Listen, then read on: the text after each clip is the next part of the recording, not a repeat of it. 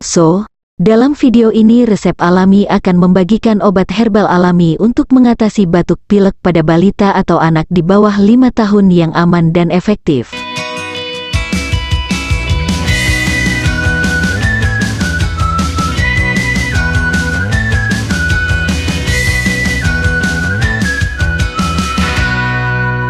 Saat musim pancaroba, tak sedikit balita yang kerap mengalami batuk dan pilek.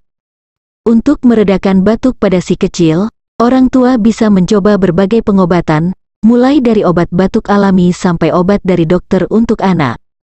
Sebelum memberikan obat batuk medis, ada baiknya mencoba cara-cara alami untuk meredakan batuk pada anak. Selain lebih aman dan menyehatkan, obat batuk alami untuk anak juga bisa dibuat di rumah dengan praktis. Berikut ini adalah beberapa bahan alami yang bisa kita gunakan sebagai obat batuk pilek pada anak.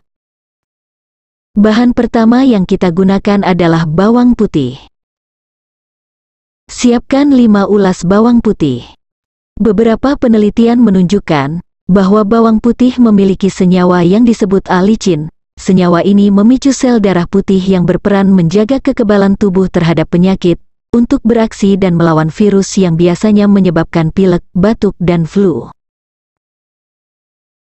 Langkah selanjutnya, tanpa mengupas kulitnya, bakar bawang putih hingga bawang putih